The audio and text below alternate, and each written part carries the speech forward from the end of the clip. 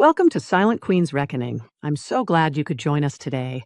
Now let's dive right into the story. Chapter 1. Audrey Vale came home 2 days early and found her husband teaching another woman where the spare key was hidden. She stood outside the kitchen window in the rain, one hand on the handle of her suitcase, the other locked around her phone so tightly that her knuckles had gone white. Inside the house, Marcus Ellison wore her navy linen apron. That should not have hurt as much as it did.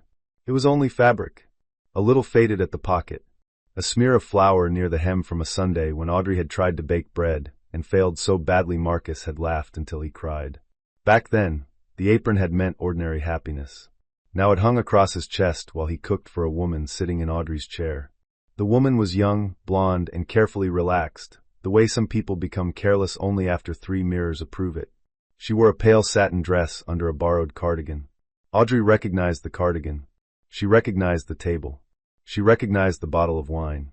The wine was the Burgundy she had brought home from Beaune and saved for their 15th anniversary, still 8 months away. Marcus had said it was too good for a normal dinner. Apparently betrayal was an occasion. Audrey did not move.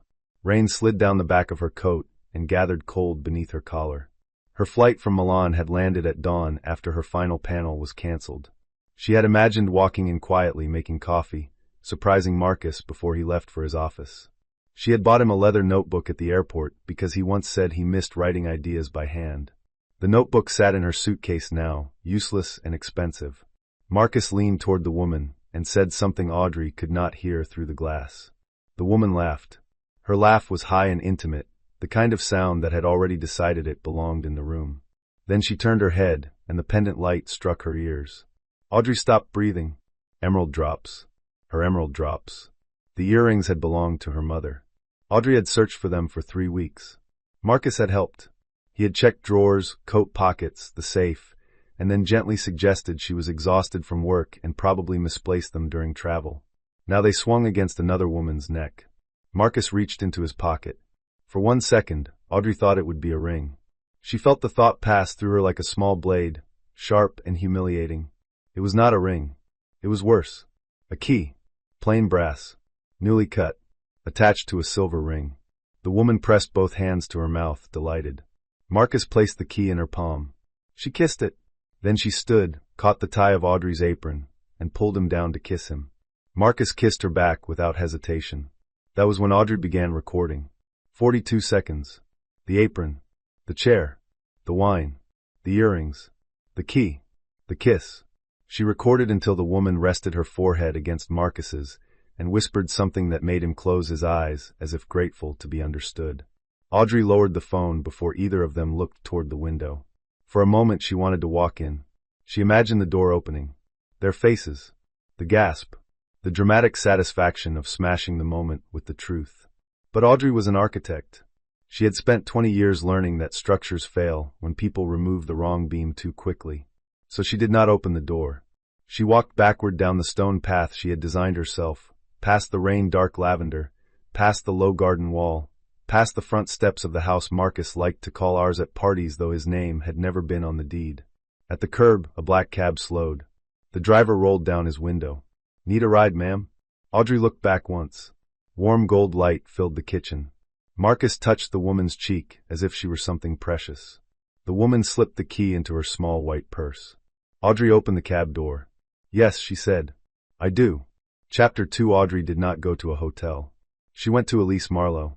Elise had been her closest friend since their first year at the Royal College of Art, back when Audrey wore black turtlenecks to hide nerves and Elise wore red lipstick to start fights with professors. Now Elise designed boutique hotels, smoked only when furious, and owned a townhouse where every room looked like a beautiful argument. She opened the door at 9 in the morning wearing a silk robe and holding a mug of coffee. One look at Audrey's wet hair and suitcase was enough. "Oh," Elise said. "Whose body are we hiding emotionally?" Audrey held out her phone. Elise's face changed. She stepped aside. "Come in." In the kitchen, Audrey stood without removing her coat while Elise watched the video. Once. Then again. On the third viewing, Elise paused on the woman's earrings. "Those are Eliza's emeralds." Audrey nodded. Elise set the phone down with extraordinary care, as if violence might otherwise come through her fingertips. "Who is she?" "I do not know yet." "Yet," Elise repeated. Audrey finally unbuttoned her coat. Elise poured coffee into a blue mug and pushed it toward her. Drink. Then tell me what else is wrong. Audrey looked up. Elise's voice softened. You would have gone inside if it were only an affair. That was why Audrey had come here. Elise knew how to identify the room behind the room. Audrey sat at the kitchen island. For the past 6 months, Marcus had been unusually interested in Harborline Commons. Harborline Commons was the project that had made Audrey's name and consumed the last 5 years of her life. It was an abandoned freight corridor along the Western River, 38 acres of rusted rail, empty warehouses, flood-damaged lots, and a closed ferry terminal. Audrey's firm, Vale Atelier, had designed a plan to turn it into a mixed district with affordable housing, a public library, a clinic, artist studios, winter gardens, flood barriers, a market hall, and a pedestrian bridge connecting 2 neighborhoods that had been separated by industry for generations. It was not just a development. It was a repair. The land belonged to Ashbourne Trust, Audrey's family trust. The first funding release required Audrey's personal approval. The public launch was in 6 days. And Marcus, who was not an architect, not a trustee, not a designer, and not authorized to select vendors, had recently begun asking questions about the creative direction, the investor dinner, the press packet, and whether the trust could release funds faster if the public response was strong. At the time, Audrey thought he wanted to feel included. Now she knew inclusion was not what he wanted. Access was. Elise listened without interrupting. By the end, her coffee had gone untouched. Who handles your legal work? Clara Whitcomb. Call her. It is Saturday. Elise stared at her. Audrey called. Clara answered on the 4th ring, voice crisp and awake. Tell me whether this is blood, money, or marriage. Possibly all 3, Audrey said. She sent the video. Clara called back in 4 minutes. Do not confront Marcus. I did not. Do not threaten the woman. I will not. Do not move funds while angry. I know. I am saying it because brilliant women become theatrical when betrayed. Audrey nearly smiled. Then she told Clara about Harborline Commons, the launch agenda Marcus had been pushing, and his recent interest in trust release procedures. Clara stopped making small sounds of acknowledgement. When Audrey finished, the line was quiet for 3 seconds. This is not adultery, Clara said. No. It is a project capture attempt hiding under adultery. That is what I was afraid of. Good. Fear is useful when it makes you document instead of explode. Elise mouthed, I love her.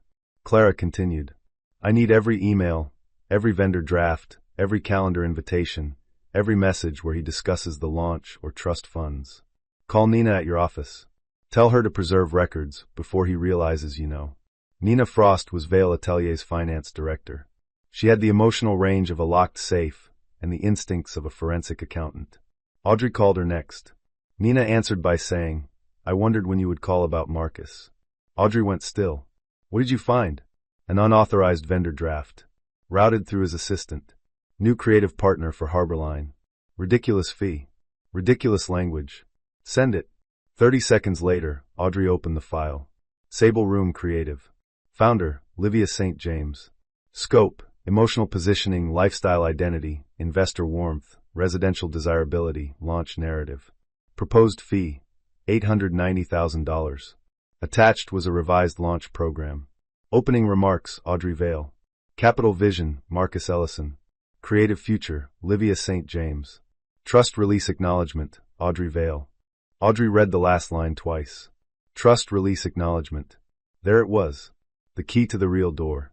Marcus wanted Audrey on stage. He wanted her to appear generous, modern, collaborative, calm. He wanted to introduce his mistress as a creative partner in front of investors, press, trustees, city officials, and nonprofit leaders. Once the room applauded, refusal would become a scandal. He had mistaken her silence for fear of appearing difficult. That mistake would cost him more than he knew. Chapter 3 The Mistress had a name by noon. Livia St. James. 32. Former luxury hotel consultant. Founder of Sable Room Creative, incorporated 10 months earlier. Blonde, photogenic, and fluent in the language of people who confuse candles with strategy. Her website described her work as architecture for desire. Audrey stared at the phrase for a long time. Elise leaned over her shoulder. Do not let bad copy be the thing that kills you. Architecture for desire, Audrey repeated. I know. Architecture requires load calculations. Yes. Desire usually does not survive an invoice audit. Elise smiled grimly. There she is. Livia's social media was not difficult to search. People who enjoy being chosen often leave breadcrumbs because the secret is useless if no one can smell it. A photograph of a man's hand pouring wine. Marcus's watch visible. A hotel mirror selfie in a robe Audrey recognized from a resort where Marcus had claimed to attend a private finance retreat. A close-up of emerald earrings with the caption, "Old Stones, New Story." Elise swore under her breath. Audrey saved everything. Then she clicked a photo from 3 weeks earlier. Livia stood in front of a scale model. The image was cropped tightly, but Audrey recognized the corner of the Harborline Commons model. The library skylight, the bridge support, the flood garden curve she had redrawn 14 times. Livia's caption read, "Some projects choose you before the world knows your name." Audrey felt the room tilt. Elise touched her arm. "Audrey." She enlarged the photo. Behind Livia, reflected faintly in glass, stood Marcus. Not at the house. At Vale Atelier. After hours. In Audrey's studio. Audrey sent the image to Clara and Nina. Nina replied first. "Checking entry logs now." Clara replied second. "Preserve. Do not breathe fire yet." Audrey sat back. For the first time that day, grief rose so quickly she had to close her eyes. The kitchen had hurt because it was intimate. The studio hurt because it was sacred. Vale Atelier was not a vanity firm.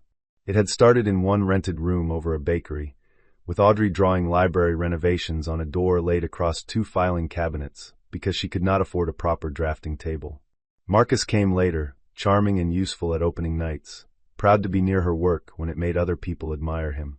Over time, she gave him a small equity position in the business. Not because he earned it, because she loved him and thought sharing was proof of trust. Now he had brought Livia into the studio after hours to photograph herself beside a project she did not design, inside a firm she did not build, for a future she intended to occupy. Audrey went to Elise's sink and splashed cold water on her wrists. When she returned, her face had changed. Elise noticed. "What are you thinking?" Audrey looked at the laptop. "He is going to expect me home tomorrow night." "Yes. I am going home tonight." Elise opened her mouth. Audrey lifted a hand. Not to confront him.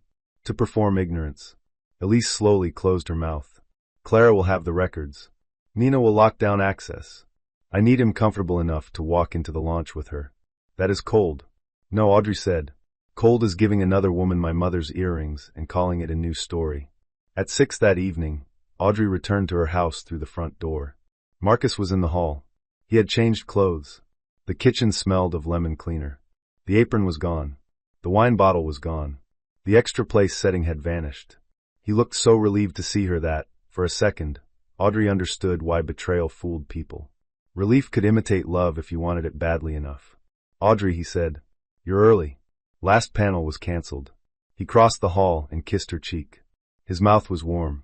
Audrey did not flinch. "How was Milan?" "Crowded. Useful. You should have called. I would have picked you up. I wanted to surprise you." Something moved behind his eyes. "Did you?" She smiled faintly. "I suppose I did." He took her suitcase and carried it upstairs, narrating his day with too much detail. A board call. A late lunch. A long run he had not taken. The cleaner coming by early. Audrey listened. That night, Marcus slept beside her with his phone under his pillow. Audrey lay awake, one hand resting on the sheet between them, not touching him. She did not think about the kiss. She thought about the revised launch agenda. Architecture teaches you that collapse is rarely sudden. Cracks appear first. Doors stick. Water stains spread. A floor slopes by half an inch. People ignore warning signs because the building still stands. Her marriage had been leaning for years. Now she finally knew where to place the brace, where to make the cut, and which wall had to come down. Chapter 4. For 4 days, Audrey lived with Marcus as if she knew nothing. She made coffee.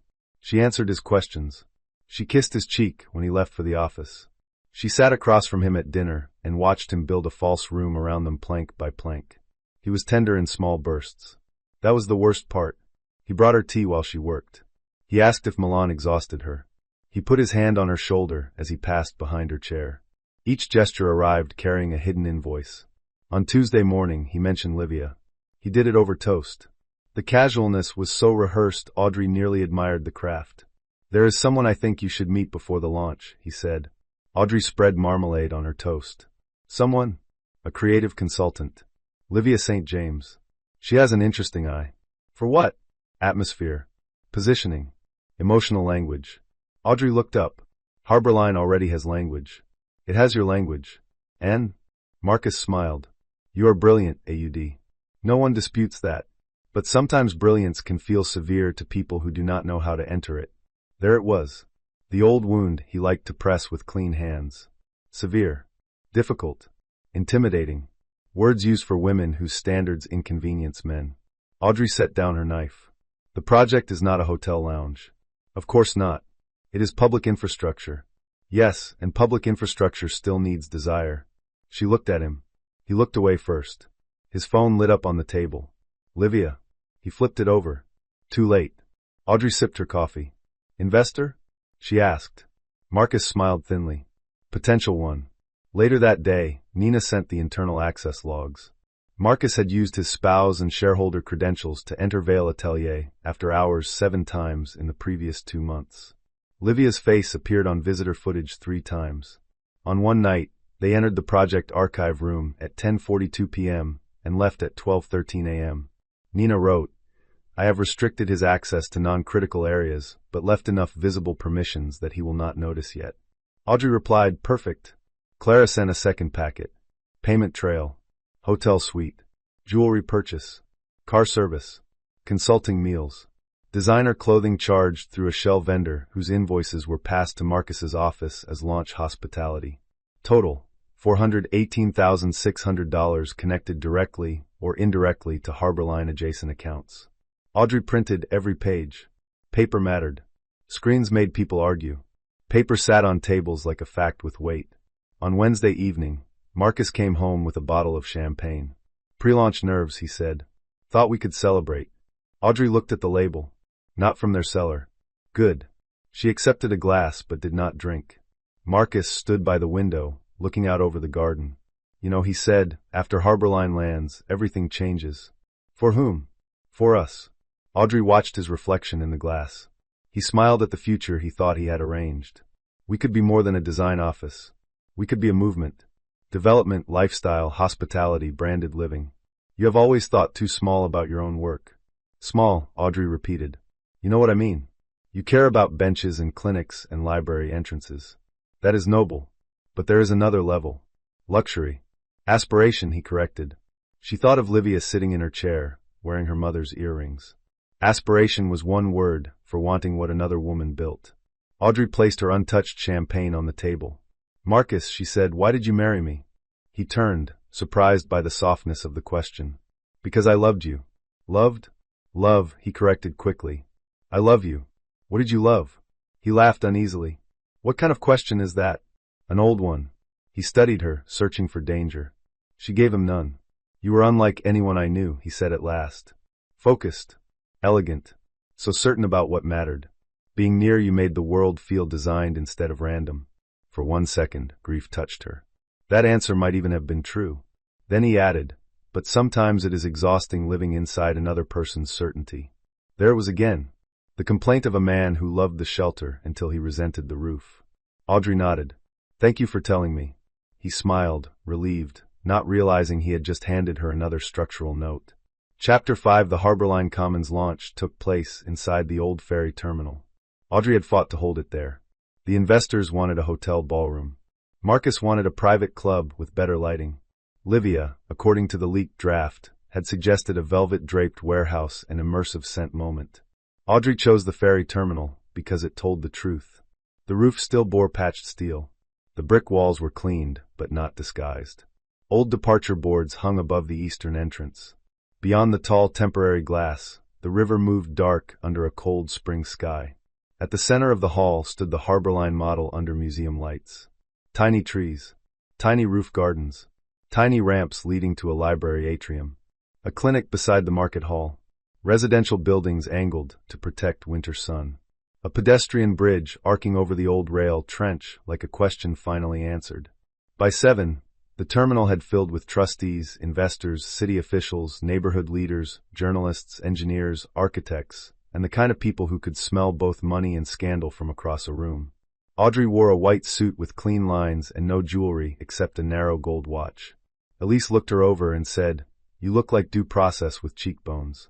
Audrey nearly laughed. Nina stood near the production table with 2 tablets and the calm menace of a woman who had backups for her backups. Clara positioned herself near the side wall. Samuel Reed, Audrey's senior partner, watched the entrance. Samuel had silver hair, a quiet voice, and a permanent limp from a construction site accident in his 30s. He had helped Audrey draw Harborline when the land was still considered unsalvageable and banks laughed at their flood mitigation model. At 7:18, Marcus arrived. With Livia. He should have known better. He did not. Livia wore deep green silk. The emerald earrings swung from her ears. A murmur moved through Audrey's team, too soft for guests but sharp enough to cut. Elise leaned toward Audrey. I have never had to work so hard not to remove jewelry from a person. Audrey did not look away from Livia. Marcus guided her through the room with one hand at her back. Not quite touching, then removing his hand when a camera turned. Too late. The photographer caught it. Good. Livia approached Audrey first. Audrey, she said, smiling with the bright confidence of a woman rehearsed in another woman's mirror. I have admired your work for years. Audrey looked at the earrings. Clearly. Livia's smile faltered. Marcus stepped in. There you are. There I am, Audrey said. Tonight matters, Marcus said softly. Let's keep it generous. Generosity requires consent. His eyes tightened. Before he could answer, the program began. Samuel took the stage first.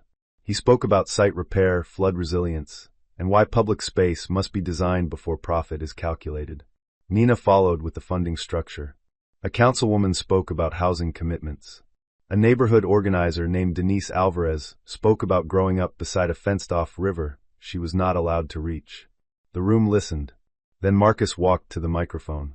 He looked handsome under the lights. Navy suit. White shirt.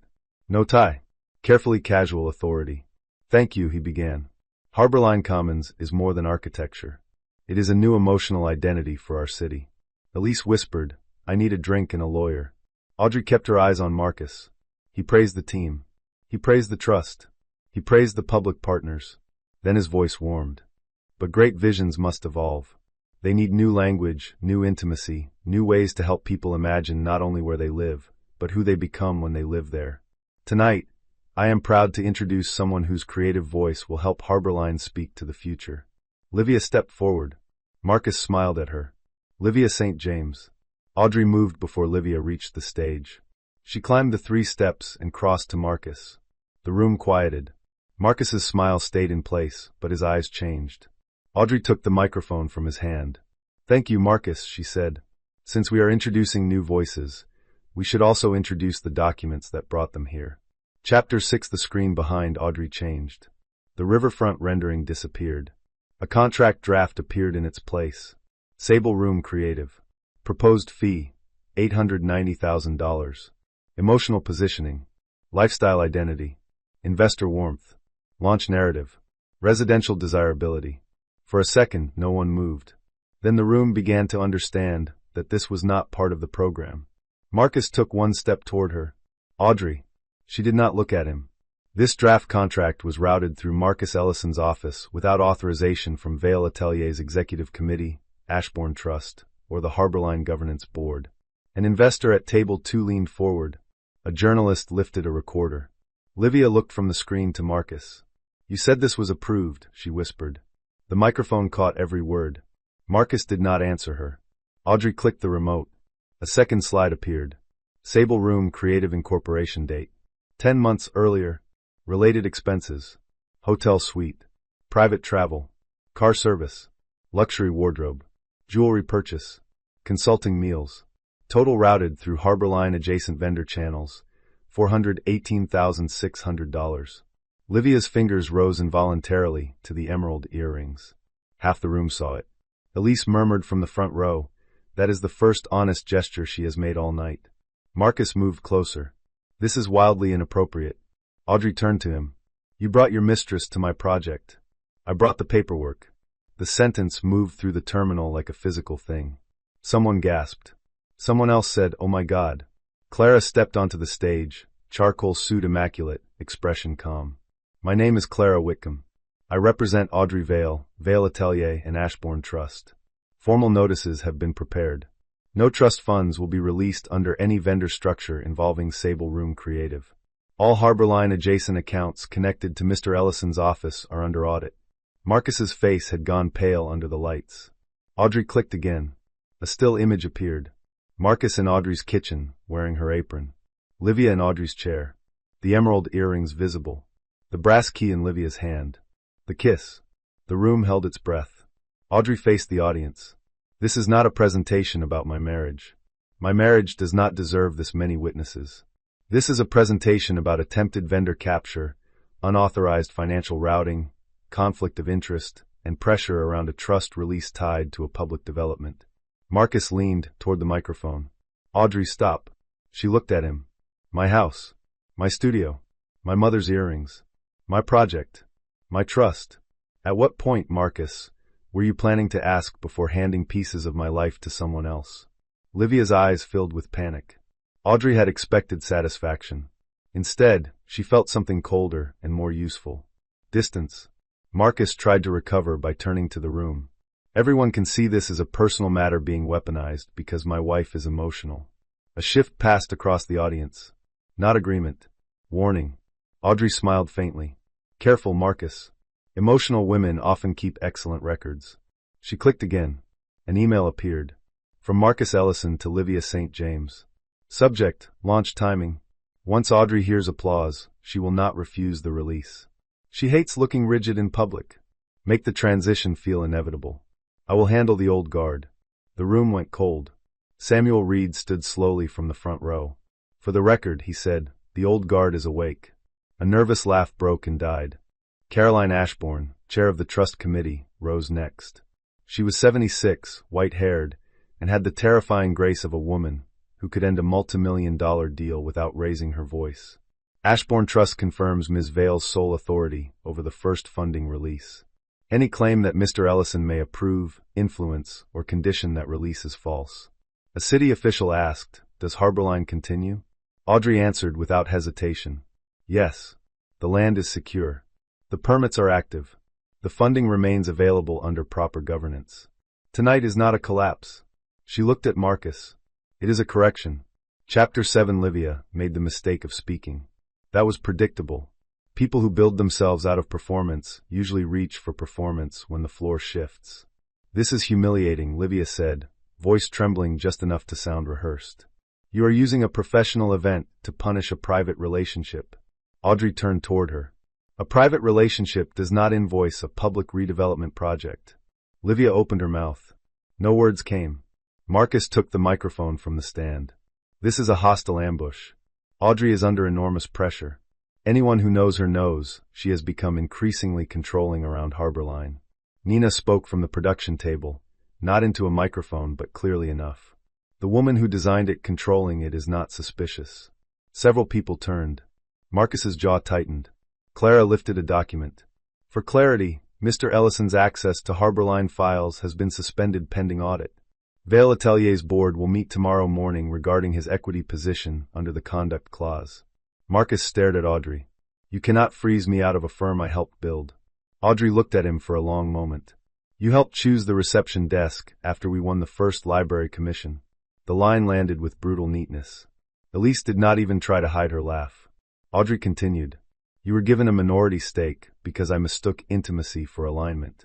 That sentence hurt more than she expected. Not because of Marcus. Because of the younger woman inside her who had signed those papers happily, believing marriage meant sharing the structures that kept her safe. She had not known then that some people accept keys and later call themselves architects. Marcus's face hardened. You think you are noble because you build clinics and libraries? You are impossible to live with. You turn every room into a moral exam. Audrey felt the old sting. There it was. The reason he had chosen Livia, or at least the reason he used when explaining himself to himself. Livia made desire easy. Audrey made responsibility visible. One felt like applause. The other required a spine. Audrey looked at the audience. I apologize for the interruption to tonight's program. Harborline Commons will proceed with its original design, original governance, and original public commitments. Anyone who requires legal documentation may speak with Ms. Whitcomb. Anyone who came to discuss the actual project, the model remains open. Then she stepped away from the microphone. Marcus followed her off stage. He should not have. People who lose power in public often chase private leverage down narrow corridors. Audrey walked through the side door into the service hall. The air smelled of cold metal, dust, and raincoats. Behind the wall, the event shifted into chaos. Journalists calling editors, investors speaking with Clara, trustees comparing documents, guests whispering over the still image of the kitchen. Marcus caught up near the freight elevator. Audrey. She kept walking. Stop. She turned. Under fluorescent light, Marcus looked older. Not because time had passed, but because the room had stopped lending him glamour. What do you want? She asked. He laughed once, brittle and furious. What I want? I want my wife to stop destroying our life in public. Our life? 13 years, Audrey. Does that mean nothing? Betrayers became historians after discovery. They brought years to the table like receipts, hoping duration could discount damage. It meant enough that I did not walk into the kitchen with a camera in your face, she said. His expression flickered. You saw. I recorded. He dragged a hand through his hair. Livia was a mistake. She had my key. It was symbolic. It opened a door. His mouth tightened. She was wearing my mother's earrings. I panicked. You panic with jewelry often? His face flushed. You're enjoying this. No. I am competent at this. That is different. For a moment, pain crossed his face, and some old reflex in Audrey almost reached toward it. Almost. Audrey, he said softly, do you have any idea what it felt like being married to you? Everyone sees you. Everyone praises your mind, your taste, your principles. In every room, I became the husband beside Audrey Vale. There it was. Not love. Not lust. Envy. Marcus had not wanted a mistress because she was extraordinary. He wanted someone beside whom he could feel large without building anything. Audrey's success had become a mirror he did not like. I would have made room for you, she said. I know. His honesty arrived too late. Then why? Because I did not want room. I wanted the room. The corridor seemed to still. Audrey felt that sentence settle into place like a final measurement. Thank you, she said. He frowned. For what? For naming the load-bearing wall. The elevator opened. Elise stood inside holding Audrey's coat. She looked at Marcus. I'd suggest you take the stairs, but that implies effort. Audrey stepped into the elevator. Marcus did not follow. Chapter 8 The next morning. Vale Atelier's boardroom filled before 9. The table was long, pale oak, designed by Audrey in the firm's second year because she hated boardrooms that made collaboration feel like sentencing. Today, sentencing seemed appropriate. Present were Audrey, Samuel, Nina, Clara, 2 outside directors, Caroline Ashbourne for the trust, Marcus, and Marcus's attorney, a man named Peter Alton, who looked as though he had slept in his suit and regretted choosing law. Livia did not attend. Her attorney sent documents instead. Many documents. Emails. Texts. Draft invoices. A voice memo in which Marcus said, Audrey designs beautiful guilt. I am trying to make Harborline sellable to people who do not want to live inside her conscience. Audrey listened to the recording once. Then again. Not because it surprised her. Because it explained why he had never understood the project. Harborline was not designed to flatter buyers into feeling ethical. It was designed so a child could cross a bridge to a library without walking beside a 6-lane road. It was designed so an elderly tenant could reach a clinic in winter. It was designed so a city stopped treating a river as scenery for the wealthy and a barrier for everyone else. Marcus heard conscience and thought branding problem. Peter Alton opened with a familiar strategy. Mr. Ellison acknowledges personal misconduct. However, Ms. Vale's public exposure of marital issues created reputational harm and a hostile environment for a minority shareholder. Clara smiled. Peter noticed and became less confident. Clara said, the reputational harm began when your client attempted to install his romantic partner as a vendor in a trust-funded development without authorization. That is disputed. Nina turned on the screen. It was not disputed for long. She presented the payment trail. Hotel invoices. Travel routes. Vendor shells. After-hours studio entry logs. Draft contract approvals routed through Marcus's office. Screenshots from Livia's social media, showing restricted models and documents in the background. Then Samuel spoke. He did not raise his voice. Marcus used his position at Vale Atelier to create the illusion of authority over Harborline. That illusion was presented to investors, staff, and an outside vendor. It endangered the project. Caroline followed. Ashbourne Trust will not release funds under any structure in which Marcus Ellison has access, approval rights, or vendor influence. One outside director asked Marcus directly, "Did you intend to pressure Audrey into approving Sable Room Creative during the launch?" Marcus looked at Audrey. She looked back. Peter touched his arm. Marcus said nothing. The silence was enough. At last Audrey spoke. "You tried to use my marriage, my house, my mother's jewelry, and my project to manufacture public inevitability. You believed if enough people watched you hand Livia a role, I would sign rather than appear rigid. You forgot something." Marcus's eyes narrowed. "I have been called difficult by better men for better reasons." Samuel looked down. Nina did not hide her smile. The vote was unanimous. Marcus's firm access was revoked. His equity rights were frozen pending buyout review. All Harborline-related files moved to a clean governance archive. His name was removed from launch materials by noon. When the meeting ended, Marcus remained seated. "You will regret turning me into your enemy," he said. Audrey picked up her folder. "No, Marcus. I regret turning you into my partner." Chapter 9. Livia returned the earrings through her attorney. They arrived in a velvet box inside a padded envelope, along with the brass key wrapped in tissue paper. No note. Good. Audrey did not need any more words from her. Still, she stared at the emeralds for a long time. They looked smaller than she remembered. Not less beautiful, just less powerful. Objects often shrink after surviving the wrong hands. Elise sat across from her at the kitchen table, wearing paint-stained jeans and holding a sample card. "You know we need to repaint this room." Audrey closed the jewelry box. "Do we?" "Yes. The walls have witnessed foolishness. They require discipline." That almost made Audrey smile. The old kitchen had been pale gray, chosen during a period when she believed restraint could make a house peaceful. Elise proposed a deep moss green that made the garden appear closer through the windows. Audrey approved it.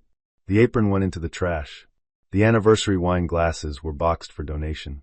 The chair facing the garden stayed. Elise objected. "That chair has trauma. That chair is mine." "Fine. We reupholster it."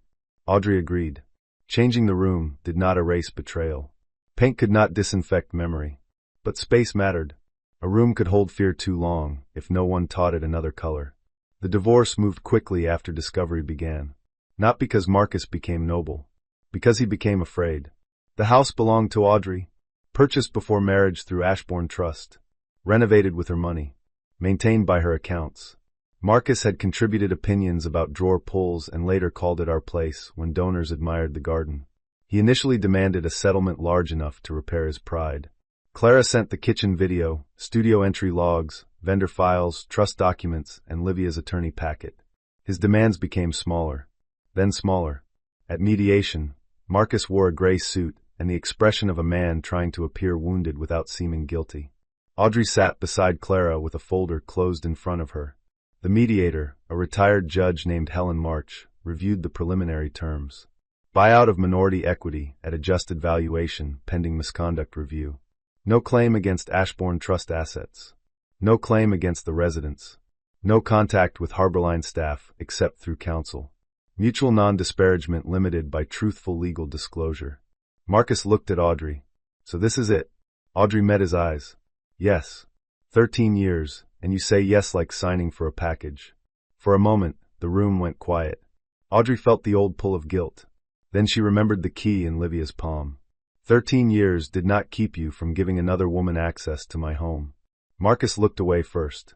At the end of the session, he lingered in the hallway. "Audrey." Clara paused beside her. Audrey said, "It is fine." Marcus looked thinner, less polished. Consequences had not humbled him fully, but they had at least interrupted his lighting. "I did love you," he said. She believed him in the limited way one believes a person who loved what he could receive and resented what it cost. "I know." His eyes filled with something like relief. She added, "That was not enough to make you safe." The relief vanished. Audrey walked away. Outside, rain fell lightly over the courthouse steps. For the first time since the kitchen window, the rain did not feel like a witness. It felt like weather. Chapter 10. Harborline Commons broke ground 8 months later. The ceremony took place on a cold, bright morning beside the river. Workers stood near the first cleared section of land. City officials came with short speeches because Audrey insisted on the word short in every planning email. Neighborhood families arrived with children, coffee, and guarded hope. The press came for scandal and stayed because the project itself had finally become more interesting than the people who tried to steal it. Audrey wore boots in the mud and a black wool coat. No emeralds. No stage lighting. No lifestyle consultant. She stood in front of the crowd and spoke for 6 minutes. This land has been treated as a leftover, she said. After industry. After shipping. After use. After care. We are not here to cover that history with luxury language. We are here to repair it without pretending repair is simple. She looked toward the river. A city teaches people what they deserve through space. A locked gate teaches exclusion. A dark underpass teaches fear. A bench with a divider teaches someone not to rest. A library with glass doors teaches a child that knowledge is allowed to be visible. Samuel lowered his head. Nina wiped one eye and pretended it was wind. Elise wore enormous sunglasses and did not bother pretending. Audrey continued. Harborline will teach connection. It will teach shelter. It will teach that beautiful spaces are not rewards for wealth, but responsibilities of design. When she lifted the ceremonial shovel, the soil resisted. She liked that. Real beginnings should push back. Afterward, a journalist asked about Marcus. Audrey answered once.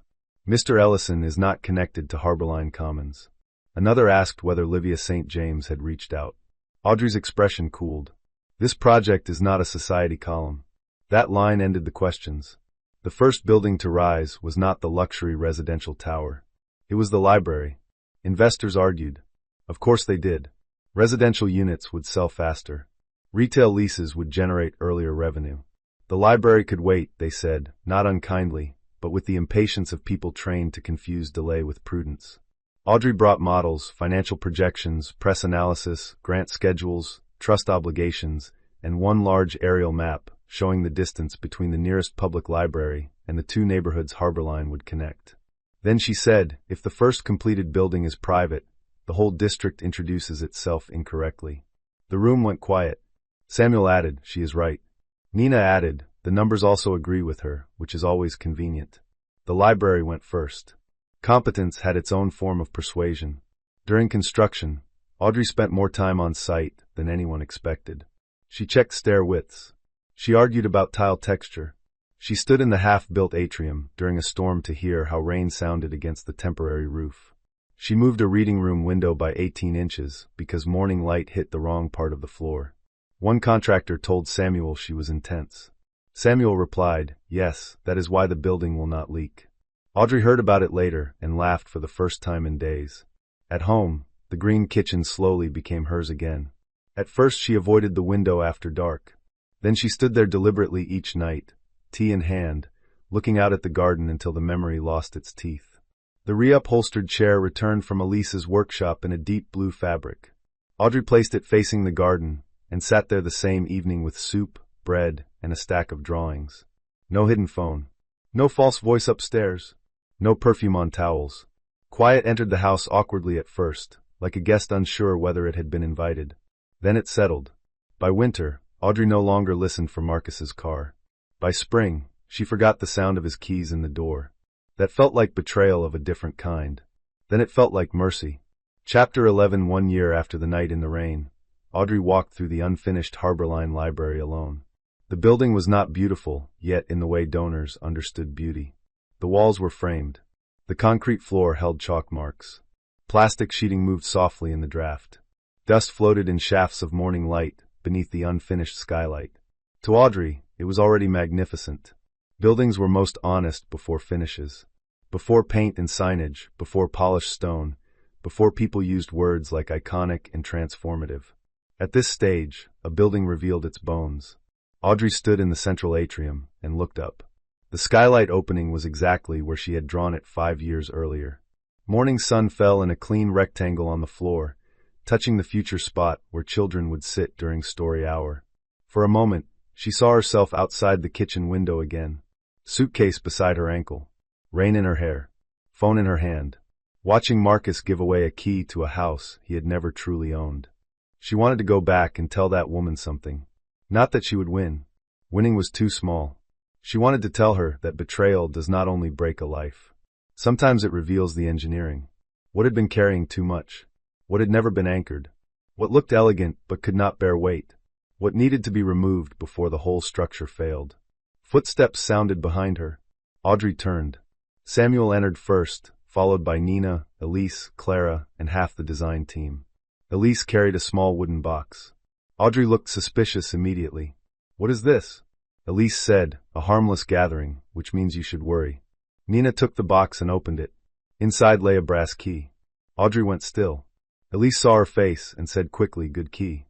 "Excellent key. 0 Mistress content." Samuel smiled. "It is the first key to the library." Audrey stared at it. One key had marked the moment someone tried to replace her inside her own life.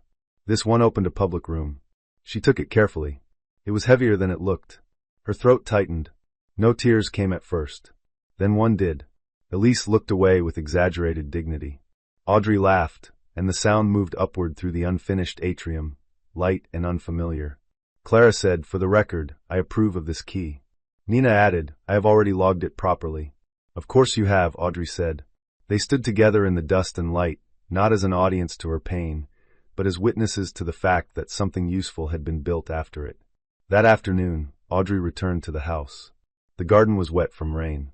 The kitchen glowed green and warm. The blue chair waited by the window. The house no longer felt like a scene of discovery. It felt like a place she had chosen again. She made tea, sat down, and placed the library key on the table. Beside it, she set her mother's emerald earrings. For months she had not worn them. Not because they belonged to Livia now. They never had. Because Audrey needed to remember that reclaiming something did not mean rushing it back onto her body as proof. That evening, she put them on. She looked at herself in the window reflection. Older than the woman who had stood in the rain. Sharper. Softer too, in places Marcus had not known how to value. The earrings caught the light. This time, they looked exactly their size. Chapter 12 The library opened the following autumn. Children came first. Audrey had asked the city to arrange the ribbon cutting that way. Not donors, not trustees, not developers holding scissors too large for sincerity. Children from the 2 nearest schools walked across the new pedestrian bridge in a line of bright coats, their teachers calling names over the wind. The bridge opened at 9. At 9:07, the first child ran across it. The newspapers used that photograph for days. Audrey stood near the library entrance with Samuel and Elise. The finished building was warm brick, glass, timber, and light.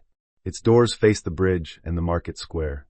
Inside, the central atrium held the morning sun exactly as planned. The children's room was already noisy. The reading steps were full within an hour. A city official gave remarks. Denise Alvarez spoke for the neighborhood coalition. Samuel spoke about the construction team. Then Audrey stepped to the microphone. She had prepared a speech. She did not use most of it. "When I first drew this building," she said, "I thought a library was a place for books. I was wrong, or at least incomplete. A library is a public promise. It says you may come in without buying anything. You may sit without being profitable. You may learn without permission. You may be quiet without disappearing." The crowd settled. Audrey looked beyond them to the bridge, the river, the old freight lines preserved as dark tracks in the pavement. "There was a time in my life when I confused access with love. I thought giving someone a key meant they understood the value of the room. But a key is only metal. It does not create respect. It does not create loyalty. It does not make a person worthy of entry." Elise lowered her sunglasses. Audrey continued. "What creates a home, a project, a city, or a life worth entering is care. Accountability. Memory. Boundaries. The willingness to repair what has been neglected and protect what should never have been used carelessly." She touched the brass library key resting on the podium. "This key opens a public door. That matters to me. Because some doors should be guarded carefully, and some should be opened wide. Wisdom is learning the difference." The applause rose slowly, then warmly, then fully. Audrey stepped back. For the first time, she felt no need to look for Marcus in the crowd. He was not there. Or perhaps he was somewhere near the back, smaller than memory, watching a life continue without him. It did not matter. Livia was not there either. Later, Audrey would hear that Sable Room Creative had dissolved after several brands withdrew from pending partnerships. Livia had moved to another city and rebranded herself as a private consultant. Marcus had taken a position at a smaller development advisory firm, one that kept him far from public trust projects and closer to the administrative work he once considered beneath him. Audrey did not celebrate. Collapse was not always a party. Sometimes it was a correction no longer requiring your attention. After the ceremony, she walked through the library alone. In the children's room, a little girl sat cross-legged by the window, reading with her mouth slightly open in concentration. Near the entrance, an older man asked a librarian how to apply for a housing benefit online. A group of teenagers occupied the reading steps as if they had owned them for years. Audrey watched them and felt the quiet arrive again. This time, it did not feel enormous. It felt inhabited. That evening, she returned home, opened the garden door, and let the cool air into the kitchen. Rain began just after sunset, gentle against the glass. For a moment, she waited to see if the sound would pull her backward. It did not. It was only rain. Ordinary. Clean. Hers. Marcus had thought he was replacing a wife. Livia had thought she was receiving a house. Both had misunderstood the structure. Audrey had never been the apron, the chair, the earrings, the wine, or the key. She was the architect. And once she stopped preserving a marriage built on theft, envy, and performance, she designed a life no one could enter without permission. Later, people would ask whether she regretted not walking into the kitchen that night. Audrey always answered honestly. No. Had she walked in, she would have won an argument. By walking away, she won the whole structure. There is a difference. An argument gives pain a voice. A plan gives pain an exit. And sometimes the strongest woman in the room is not the one who screams when she sees the betrayal. Sometimes she is the one who records 42 seconds, steps back into the rain, and waits until the people who underestimated her are standing exactly where the truth can find them. Chapter 13. The city tried to turn Audrey into a headline. For 3 weeks after the library opened, reporters called her office with the same hungry angle dressed in different clothes. Architect betrayed by husband builds revenge library. Famous designer takes back project from cheating spouse. Wife wins after mistress key scandal. Audrey declined every interview that reduced a public building to a private wound. Elise told her this was noble and deeply inconvenient for publicity. Nina said the numbers did not require personal confession. Clara said silence was legally elegant. Samuel said nothing, which was his way of agreeing with everyone at once. Then Marcus made the mistake of trying to rewrite the story. It began with a podcast, not a major one, a business redemption show with soft lighting, expensive microphones, and a host who spoke in the gentle tone people use when they are about to let a man explain why betrayal was actually complicated. Marcus appeared in a navy sweater instead of a suit. He looked tired, human, stripped down. Someone had advised him well. Audrey did not watch it at first. Elise did. She called Audrey at 7 in the morning and said, "I am choosing not to commit crimes before breakfast, but I need you to see this." Audrey opened the link at her kitchen table. Rain tapped lightly against the windows. On screen, Marcus leaned toward the microphone. "I made mistakes," he said. The host nodded with solemn appetite. "But I think what people never saw was the emotional imbalance in that marriage. Audrey is brilliant, no one can deny that, but brilliance can become control. I spent years feeling like a guest in my own life." Audrey watched without blinking. Marcus continued. The project became her entire identity. There was no space for partnership. "I am not proud of how I handled my loneliness, but loneliness is real. Men are not often allowed to say they felt erased." Elise's text arrived. "Please note my restraint." The host asked whether he still respected Audrey. "Of course," Marcus said. "I will always respect what she built. I only wish she had not chosen public destruction over private healing." Audrey paused the video. There it was. The old strategy in new clothes. He was not denying the facts. Facts were too well documented now. Instead, he was trying to make context foggy. He wanted the world to see the video, the emails, the invoices, and still wonder whether Audrey's competence had somehow driven him into dishonesty. It was clever. Not clever enough. By 9, Clara called. "Do you want to respond?" "No." "Good." Audrey looked out at the garden. "But Harborline should." Clara went quiet. Audrey continued. "Not to him. To the idea that accountability is cruelty when it happens to a charming man." That afternoon, Vale Atelier released a short statement. Harborline Commons remains committed to transparent governance, public benefit, and ethical stewardship. Accountability is not public destruction. It is the minimum standard for anyone asking to shape a city. No names. No insults. No emotional explanation. The statement spread faster than the podcast clip. By evening, planners, architects, urbanists, and community organizers were reposting it. Women used it under stories about workplaces, families, marriages, and committees where the person who caused the damage called the documentation of that damage unfair. Accountability is not public destruction became the line. Marcus had wanted sympathy. He had given Audrey language. 2 days later, he sent a private email. You always knew how to make me look small. Audrey read it once. Then she forwarded it to Clara and did not answer. The real final blow did not come from Audrey. It came from the city. At the annual Urban Futures Forum that winter, Harborline Commons received the Civic Repair Award. Audrey had not campaigned for it. In fact, she had tried to send Samuel to accept it. Samuel refused on the grounds that he had already worn a tie twice that year and would not be bullied by architecture. So Audrey went. The forum took place in a glass auditorium downtown, filled with developers, planners, civic leaders, academics, donors, and journalists. A year earlier, Marcus would have worked a room like that with effortless charm. Now Audrey walked through it without looking for him. People approached her carefully. Some congratulated her. Some mentioned the library. Several women said thank you in a way that clearly was not only about buildings. Near the coffee station, a young architect stopped her. Ms. Vale, she said, nervous enough to twist the strap of her bag. I just wanted to say I was in a meeting last week and a senior partner tried to present my model as his own. I heard your voice in my head saying paperwork before poetry. Audrey blinked. The young woman rushed on. So I opened the version history on the screen. In front of everyone. Audrey felt something in her chest open. What happened? He said I was aggressive. Of course. But the client asked me to finish the presentation. Audrey smiled. Then you were accurate. The young woman laughed, half relieved, half tearful. That moment stayed with Audrey longer than the award did. Later, when she stood on stage beneath white lights, the glass trophy in her hand felt less important than the fact that somewhere, someone had opened a file instead of swallowing humiliation. Audrey looked out across the auditorium. I used to think architecture was about making places beautiful enough to be loved, she said. I was wrong. Beauty matters, but it is not enough. A beautiful building can still exclude. A beautiful marriage can still conceal contempt.